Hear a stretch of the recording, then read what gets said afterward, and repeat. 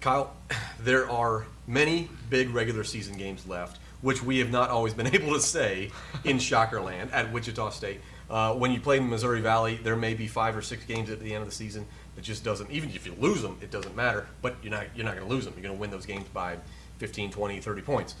Not the case anymore. No. So we know the Shockers have some big regular season games, and Wichita State, the players and the coaches, better be focused on the regular season. But I am not a player. I am not a coach. You don't have to do that. We can speculate. We can look ahead of games. I'm not thinking about UCF on March 1st. I don't care about that game. I hope the Shockers win, but I don't care about that game. I can look past that. I can look past the American Athletic Conference tournament, slow down. which is going to be a lot of fun, and I will watch, of course, but I want to look to the NCAA tournament. And there is a lot of speculation on where the Shockers will land seeding-wise. And if someone says, I know where they will land, they are lying to you because there are too many important games that's going to have an impact on that. So I don't want to ask you what the seeding's going to be. We're guessing right now between 3 and 7 or 8, maybe not 8, probably between 3 and 7 seed. What I want to ask you is, who do you not want to face in the NCAA tournament? When that bracket comes out, you look at the first round matchup. Right. But generally, the Shockers are going to be favored in whoever that is because they'll be the better seed. But then you look, who would be that potential second round matchup? Who might be that Sweet 16 matchup? Who are the 5 seed, the 6 seed? Who are those seeds that you don't want to see in, say, a second round or a Sweet 16 matchup for the Shockers? Yeah, and I think you touched on seeding a little bit there, and I think it's ideal that the Shockers do not get in that 7 through 10 seed. Oh, that's tough. Because when you're in that position, your second round matchup is against a 1 or 2 seed. Yeah. And with college basketball right now, there's no one dominant team. There's It's probably been a crazy year. 4 or 5 right now that are a little bit above everyone else, but not by a lot. Yeah. And so you want to avoid playing those teams as long as possible. Yeah. Because the tournament's all about surviving and advancing. Yeah. And so ideally the Shockers would be in the 3 to 6 seed range. And for the second round matchups, and there's so many that I wouldn't want to face. And it just depends on seeing. Like, I know Texas A&M is a team right now that a lot of sort of experts are high on because they started out the season pretty hot, pretty high up there. They've lost some games. They had some injuries.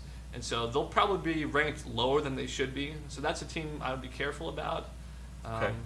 If we're talking about top seeds to avoid, I think Villanova, just because you don't want to do that. They shoot the ball so well, and they just, they're I've watched them a few times this year, and they're just really good. Yeah. And that's a team that scares me a bit.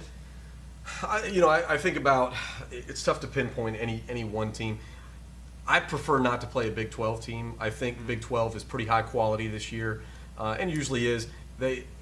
Obviously, KU, they could get the job done. KU would be a fun matchup with Wichita State. It always is because they never play in the regular season. So that would be fun to see. But, man, Oklahoma has been struggling, but they also have already played Wichita State, and I wouldn't want to run into them again. Oklahoma State's looking better. There are a lot of Big 12 schools, West Virginia maybe, who I'd rather not bother with. I would like to say the Big Ten. Big Ten's down this year. And I'm from Ohio, and I look at that. Ohio State's number 1 in the Big Ten right now. That's crazy. They're not national contenders. Let's be honest. They've played above their heads. They were picked to finish 10th or 11th in the conference at the beginning of the year. First-year coach. So they're catching some people by surprise. And they're a good quality team. Yes. They're not a national contender. So I would much rather see, say, a Purdue or Ohio State, maybe even a Michigan State, although they always do well in the tournament, it seems. So it's tough. I don't want to see Kentucky again. I know that would be a fun rematch, especially if the Shockers beat them, but I don't want a 7-2 seed matchup with it's going to happen. Yeah, I mean, yikes. We'll probably not get a 2 seed. Yeah. But I think if there was a year to play Kentucky, this would be the year. It's true. They're a very young team. They just are not playing well right now, and so yes, they have the top recruits, blah blah blah. But if there was a year to play it, it'd be now. And speaking of Kentucky, I think you talked about the Big Ten being maybe your sort of dream matchup. Yeah. I think for me it's the SEC. Well, that's true too. Yeah, there's not much. There's been a lot of hype about that conference this year, and they're probably going to get 7-8 teams in this tournament. It's crazy. But if you look at the top, Kentucky's down. Florida hasn't been playing great lately. Right now, Auburn and Tennessee are right up there at the top of the conference. And I'm sure those teams are great. I've watched them a couple times, but they don't scare me because they're coached by coaches that just haven't had a lot of success in the tournament. Yeah. And so I'd be more afraid of a Michigan State simply because of Tom Izzo. Sure. Yeah. The experience is there. Because it's usually these big time head coaches that end up winning the dance, and I'm more interested in these programs or the teams that are playing well this year but don't have a big history of it. Yeah. Like I'm looking forward to those. I wonder also the possibility of what if the Shockers run into another American Conference team. Mm-hmm. So could you see Houston, or certainly I don't think you want to see Cincinnati right off the bat, because that would be tough. That's a good team, and it would potentially be maybe the fourth time you play Cincinnati in the same season. I don't think you want to see that. Or it could be Houston, or another team could slide right in there. But yeah, I'd rather go outside the conference on a path to, say, the Sweet 16. The hard part is the Shockers are going to be favored in their first round matchup. I don't think we're going to see them be a 9 or a 10 seed. No. They're going to be favored as a 5, 6, somewhere around there, maybe even better. But that second round game, then, if you're a 6 seed, you're playing you've got to go face a 3 seed, right? Yes. That's tough, man. That's tough. That's a top 15 team right there. Or if you're a 3 seed facing a 6 seed, that's a top 25 team in the second round. That's not even Sweet 16. So it will be no easy path. No, but there are some teams you just don't want to match up with this year. You meant Villanova, some of the number 1 seed. You just stay away. You don't want to be the 8, 9 seed or even 4 or 5 exactly. where you have to see them later on. So. And you talked about the American. Now the conference or the selection committee usually does a pretty good job of spreading out teams from the same conference. So Mm-hmm. there's not a good chance that they'll play them until the second or third round and so forth. So I'm not really concerned about that. I think it'd be cool if both WSU and Cincinnati were in the Final Four. Oh my then goodness. then I'd be all for that matchup. But anything like Sweet 16 or even Elite 8, let's Dreaming just big, avoid yeah, that.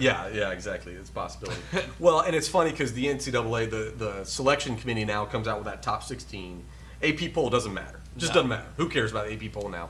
Unless you're number 22 team, and if you're the 17 through 25, then it matters. Then it matters. But it's all about that top 16 to see if you're a top 4 seed, and the Shockers still control their own destiny on whether they get in there or not. I think with a couple Cincinnati games and the conference tournament as well.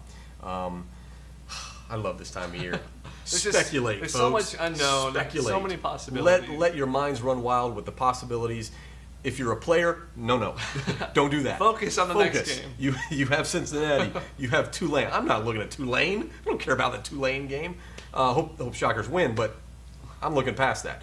Players, coaches, don't look past that stuff. But we can. So, who's the team you don't want to see the Shockers face? Who might be a trap game? You can find us on Shockerland.com, on our Facebook page, Shockerland, and then Twitter at Shockerland as well. And you'll want to keep an eye on those things because we have another giveaway coming up from Great Image Designs, where we have some good stuff from them. Go check out their showroom on Washington Avenue downtown. They've got awesome stuff. So check that out.